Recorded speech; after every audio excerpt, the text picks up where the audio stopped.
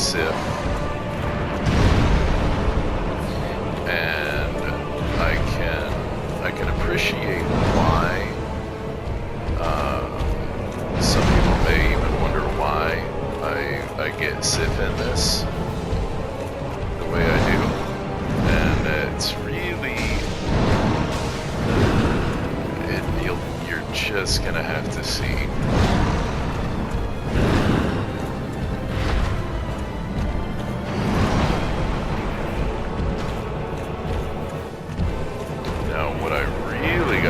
Out for is that stupid like 12-hit combo that he does, like right there, because as soon as you get sucked into any bit of it, you're in it, and that's stupid.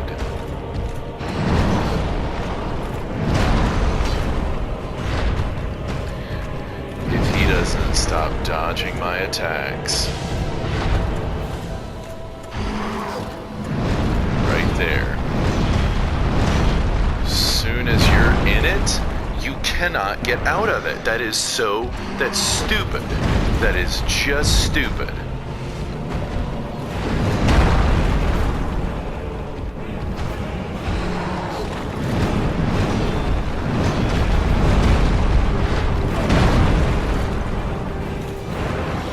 Nothing you can do. As soon as it touches you once, you're done. You're in it.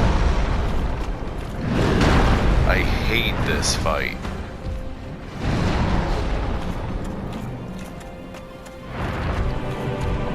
Not as bad as a bed of chaos, but this is still the game breaking the rules it sets for you.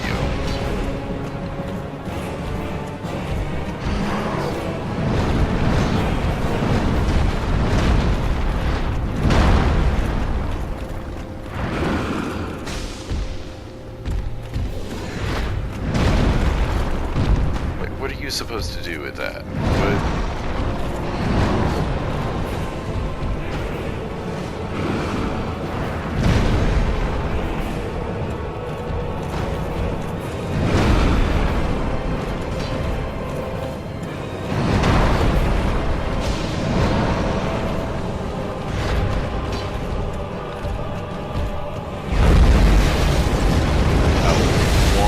Those 3 shots hit him, I would love to know.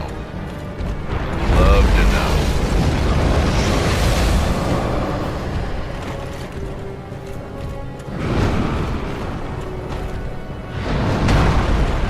Great job, Sif. Thanks for the help. Thanks for the spot.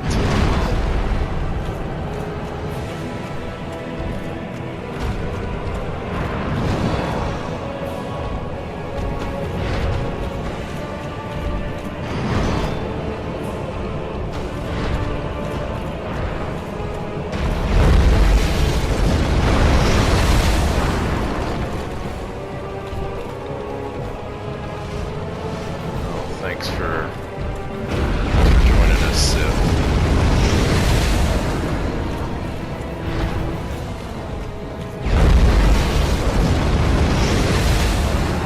Alright, don't get killed.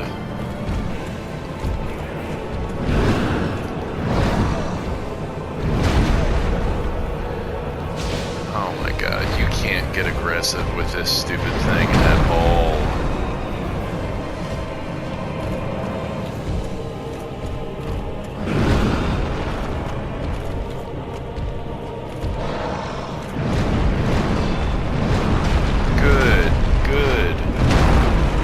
Got hit by one part of his combo, so of course that means I have to be in every single hit.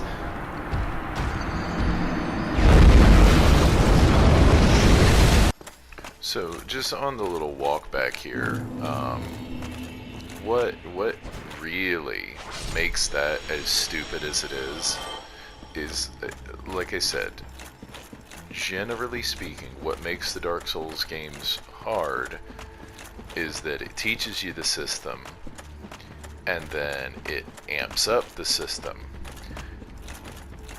Generally speaking, the game does not exploit the system. It kind of leaves you to figure out how to do that. However, in that kind of situation, the game stun locks you. It exploits something that really isn't in the game that much. There are times when it may be, but for the most part, stun locking doesn't happen in this game. And if it does, it's mainly PvP and kind of more things of that nature. So, when all of a sudden you're getting stun locked by an enemy, you're wrapped up in an attack you can't get out of, that's cheap, that's not difficult, that is exploiting a system that you haven't introduced.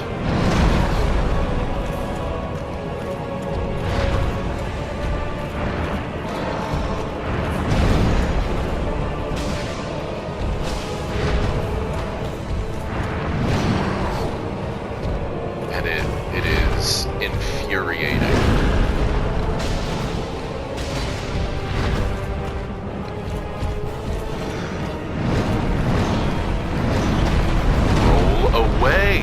Roll away! Put your goddamn shield down!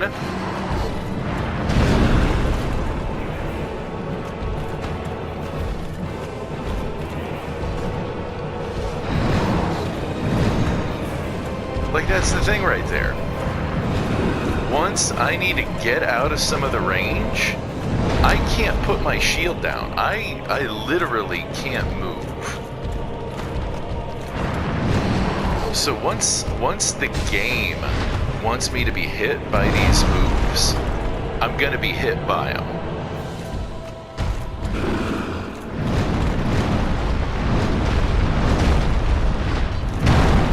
Now if I can get out of the way early enough, that's one thing. But 5 or 6 moves in? Oh my goodness. What are you thinking?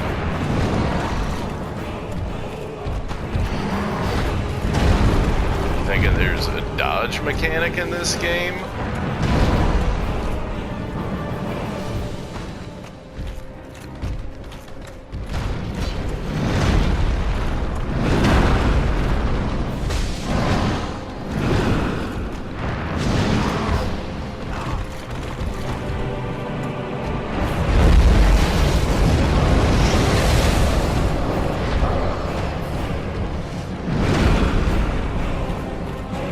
Shocked I got that block.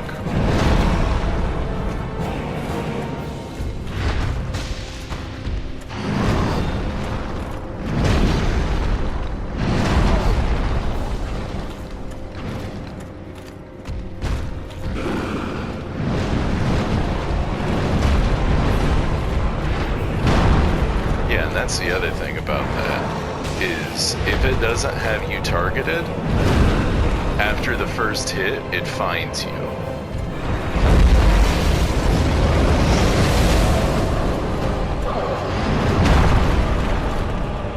What ridiculous tracking.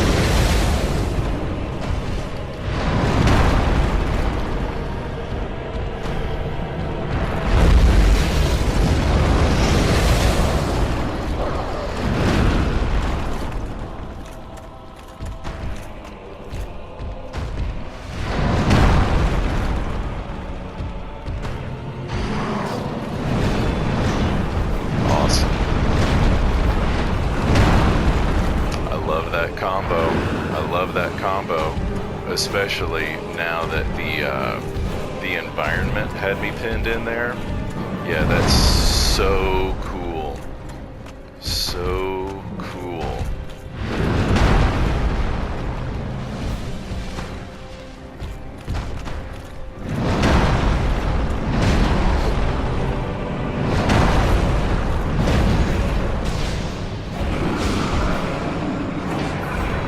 Good God.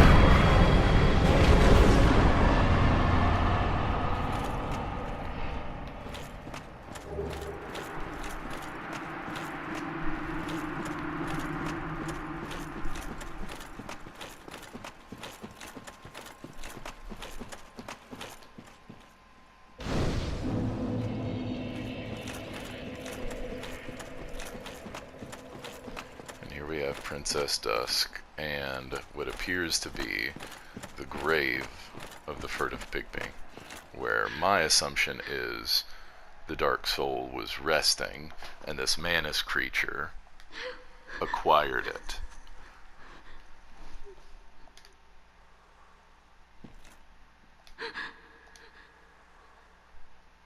I thought she would. So this is Dusk, Princess of Lucille.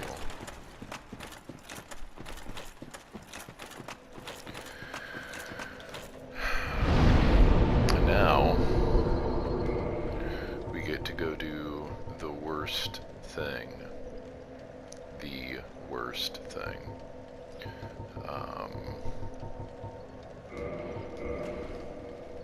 I'll see you in a minute.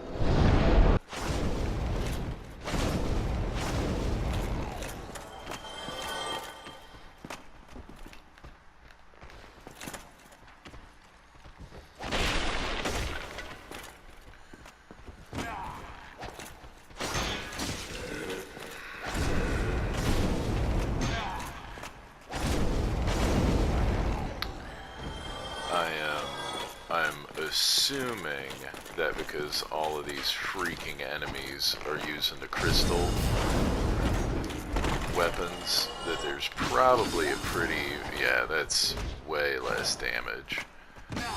But if my hits don't actually start landing, I'm gonna lose my mind. Now, whatever the hell he hit me with there, that was way too hard. Zero reasons that should have hit me as hard as it did.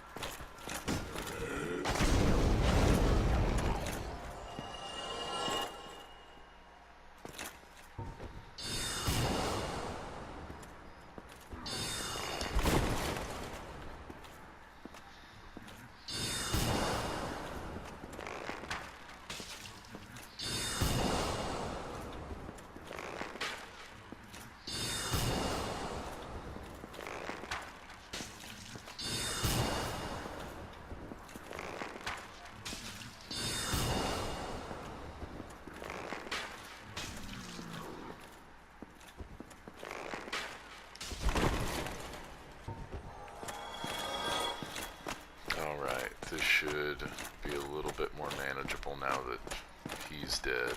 Of course, I still got these two archers up here.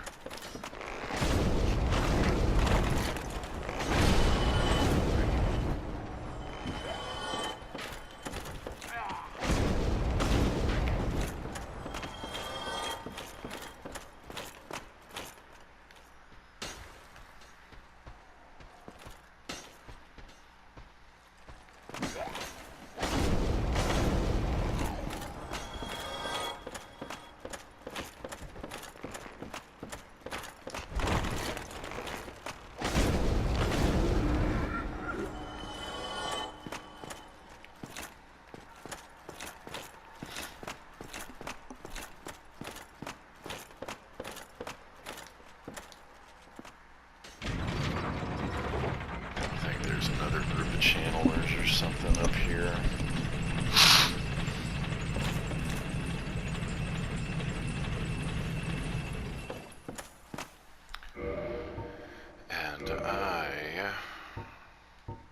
Oh,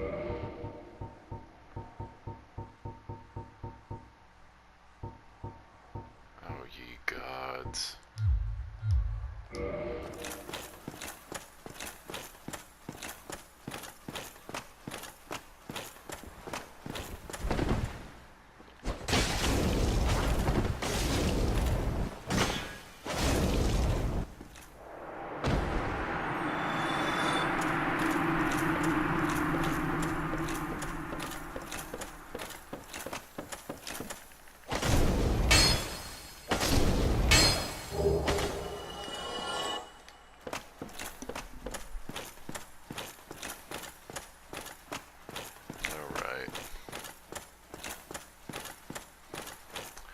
So I believe this is still the case. But there is Seath the Scaleless. And this is the only fight you can do that in, because this is... okay. So again, I like this. I like this about the fight. However, it is bullcrap. So it's a predetermined outcome. You cannot beat Seath there. But what you can do is, as you lose all of your souls and humanity, everything else, you can not come back to that area. So if we leave a blood stain in there, which we will, and we can't go back to it until after an extravagant amount of time in the game, like you have to complete the whole area before we can get back in there. And so, with that in mind,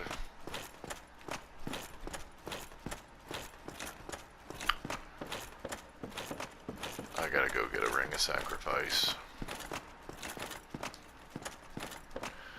So, I'm gonna pause, I'm gonna take care of this, and this is stupid. So, I'm just gonna load it up again once I've killed everything and empty that area out. See you in a minute.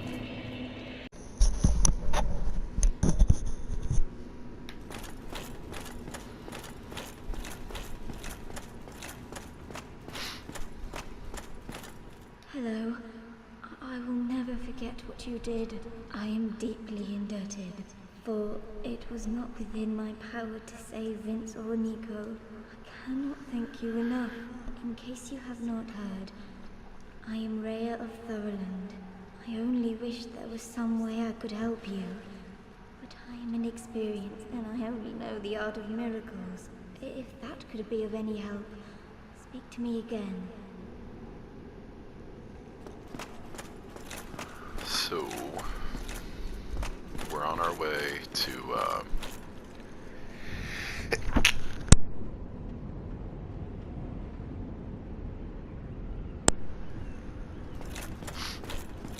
I'll have to edit that out. We are on our way to get a ring of sacrifice, and we see that Rhea of Thorland is now praying at the altar. What's important to remember is that that is the altar where at the start of the game we did find a Firekeeper's soul. But even beyond that, whatever, how did you get through that? One of those channelers was watching. That's where we first saw one of those channeler guys. And so, all intents and purposes, Seath has been sending those channelers out to accost females, in particular potential Firekeepers, for their soul.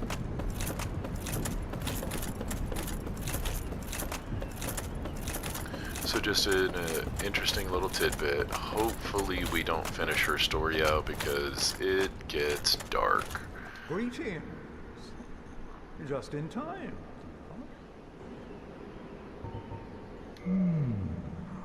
Has thou acquaintance with Petrus of Thurn? I wager you two have likely found much in common. For is he not too drenched in sin?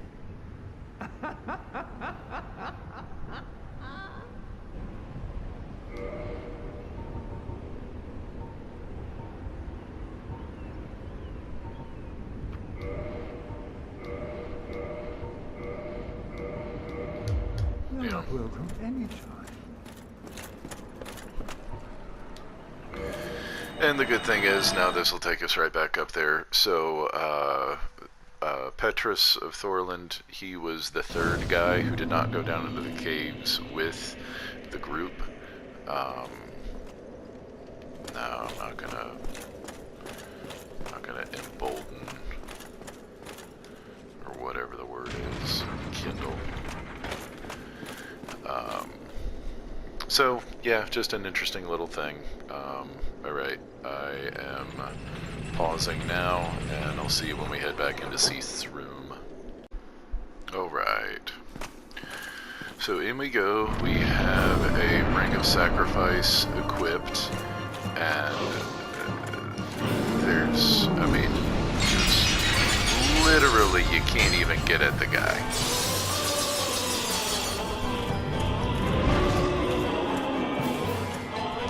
I don't even know if you can shoot him. Oh.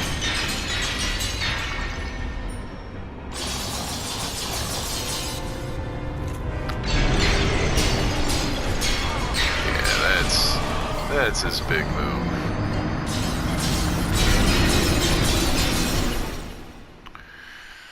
So, I mean, I like it when games do that, but the penalty that comes with it is just kind of outrageous.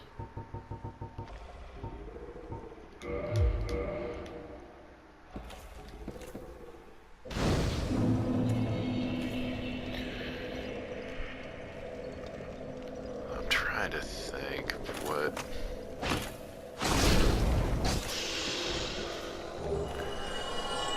Oh, and thank God we have all of these man serpents back.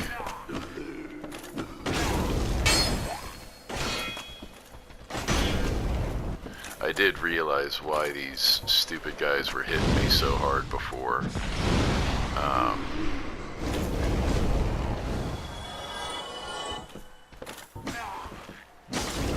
We were getting the buff from the stupid channeler guy.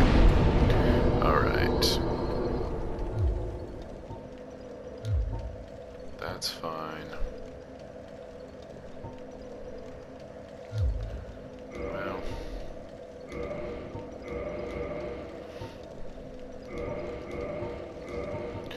And then, no. Pyromancy discovered from the dark of the abyss by a pyromancer who wandered into Ulasil. Conjure a great black flame in one's palm. Black flames are weighty and inflict physical damage enough to smack away the mightiest of shields. Alright, let's go with that. Combustion, I think, is going to be pretty good.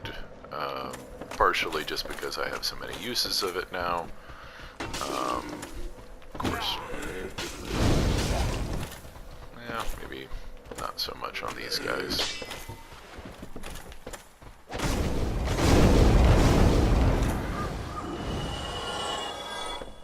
Is there still one more over here? No.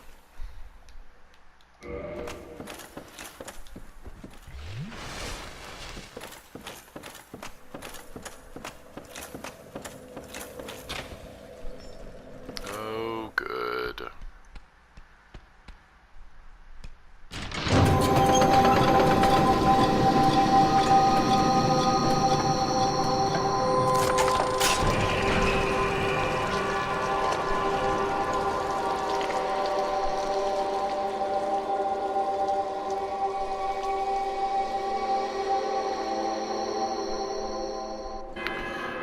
This might be a little bit short, but I'm going to go ahead and call that an episode there. And we're going to go ahead and pick it up next time as we continue through the Duke's Archives. No, you don't. No, you don't.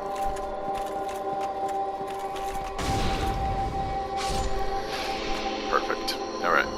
See you next time. And we are now continuing to work our way through the Duke's Archives, and here we have a new enemy that seems to do mainly a grab attack. Such as you're seeing there. Glad it didn't throw me over the side, because I would have lost my mind. Alright, it looks like you can kind of stagger him out of that. Yeah, hey, you want out? There you go, you're out.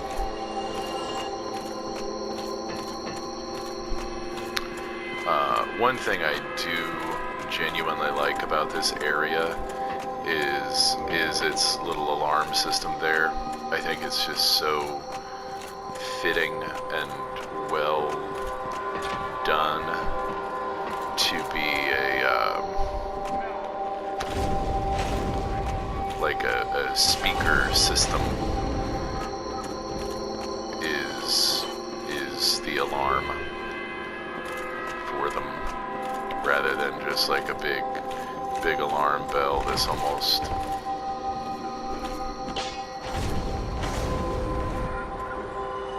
because I tend to imagine that like that sound drives these monsters wild, you know.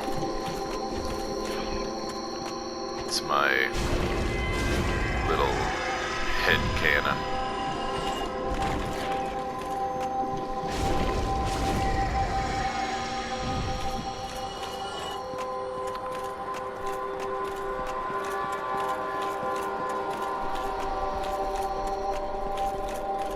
Even this here, I mean, this atmosphere, this environment, it isn't terribly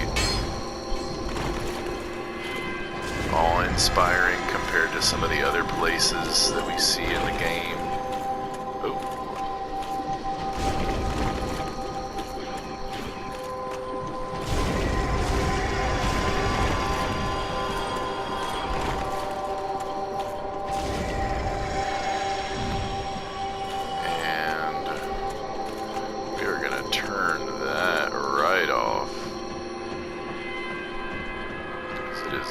Officially old. I'm over it.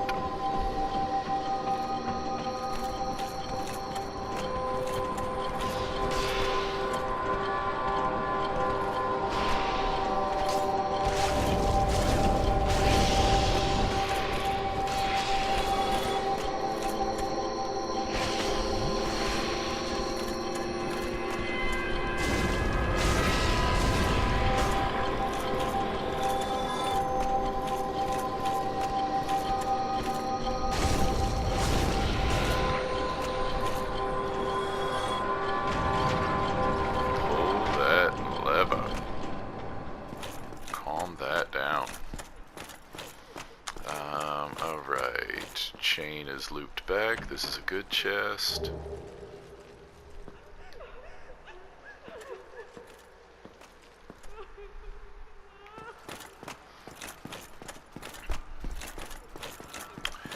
And with that,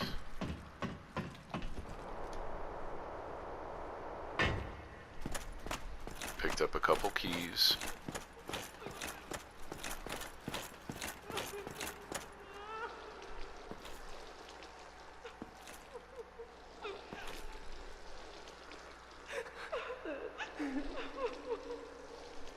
These two weeping with the voices of human women. And here we have Big Hat Logan, who I, for the most part, do not care about. But we are going to have to come back here because of that right back there.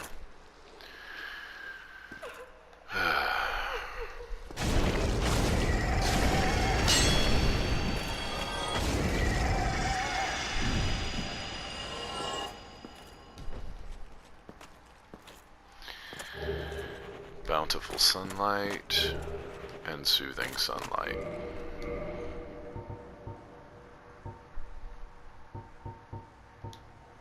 Special miracle granted to the maidens of Guinevere, Princess of the Sun. Gradual HP restoration for self and vicinity.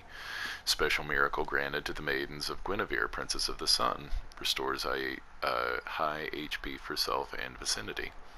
The miracles of Guinevere, the princess, cherished by all, grant their blessings to many great warriors.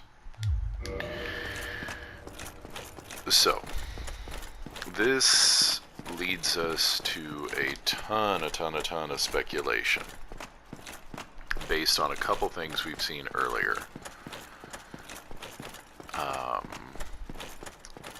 Now, Rhea, who we saw at the parish, the undead parish, I believe she would usually be in this cell right here.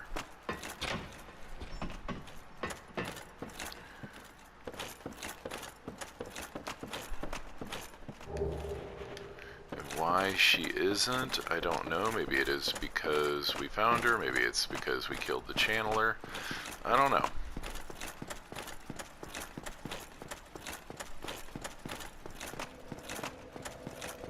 But she does not appear to be there now.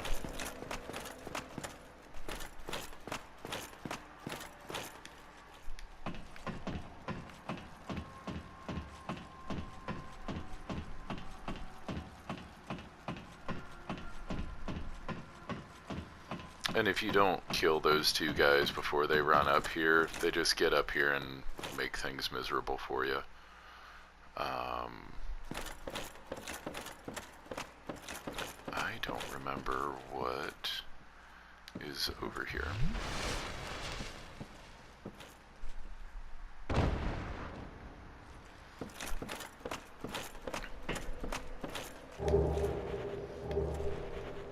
White seance ring.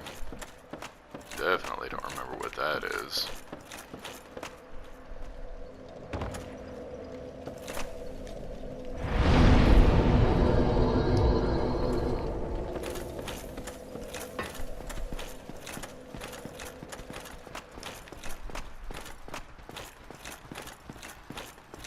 Yeah, so basically, if they run up here before you, they just get to the top of the ladder, and then you have to like fight them off as you're trying to get up there.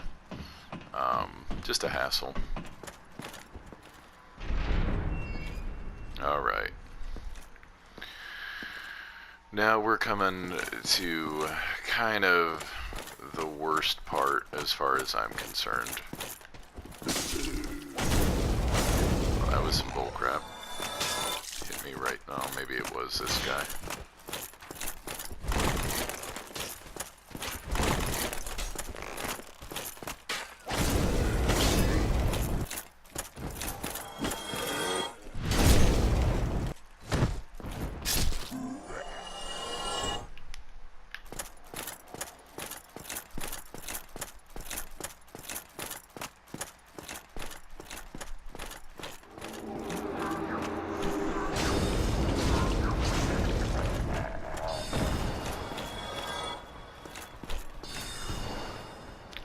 So yeah, if you are both hearing and seeing a big part as to why this is just the worst.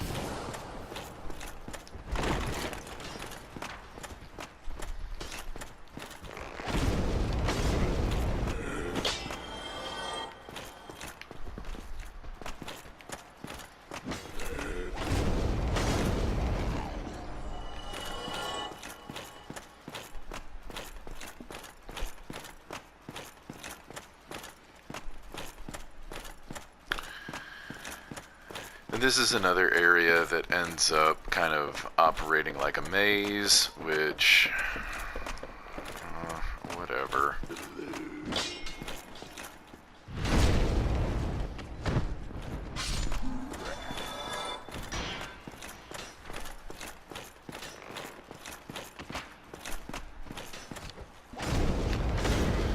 And again, like visual storytelling, showing you what's up rather than just laying it all out there. Like, I get it. I get it. However, this is... I don't know. This almost pushes it a little bit for me. Where...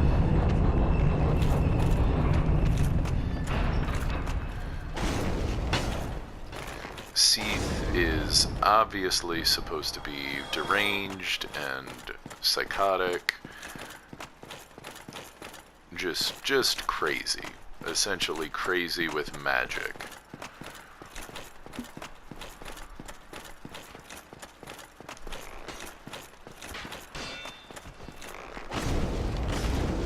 However, again, like the way some of these areas are put together and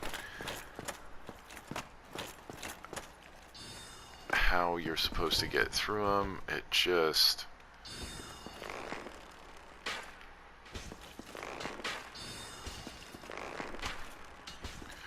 This is gonna make life significantly easier.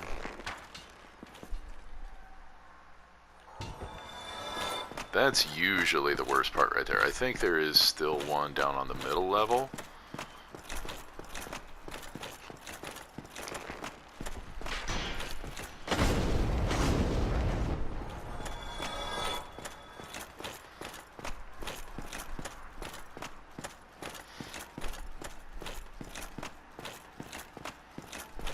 I believe this is not supposed to, but it will kind of act as a little shortcut to let you get over here.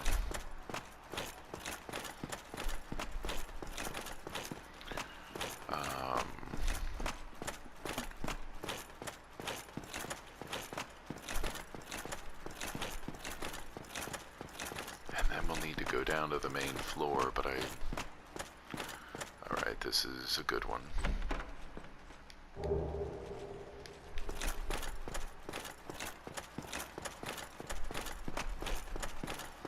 There are a couple hidden passages. Now, this is where I came in, yes? Yeah. Alright, so now we should be able to go downstairs. Ooh, I got 7 humanity.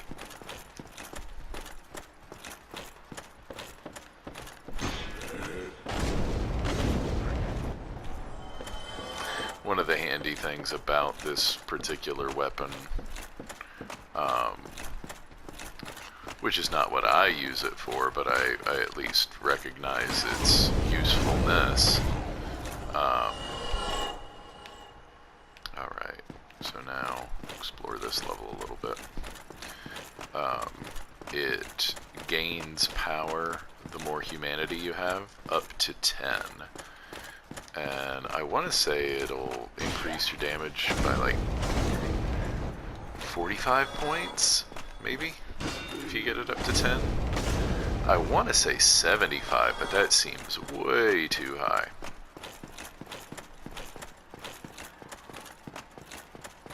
And then nothing to the left, that to the right. Alright. Back in the main area. And now this is open.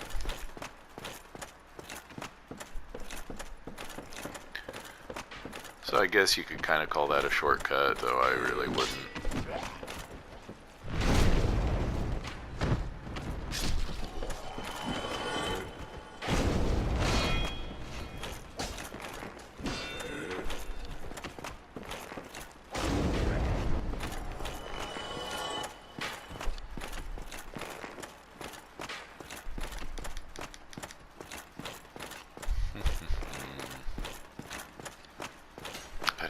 I don't believe there are any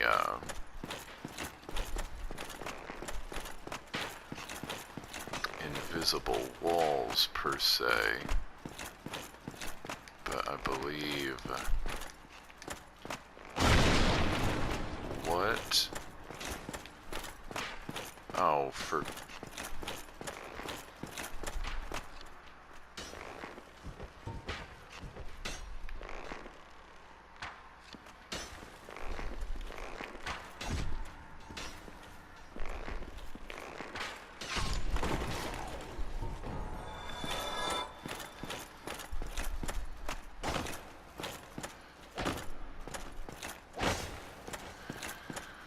Oh, man. This is gonna drive me nuts now.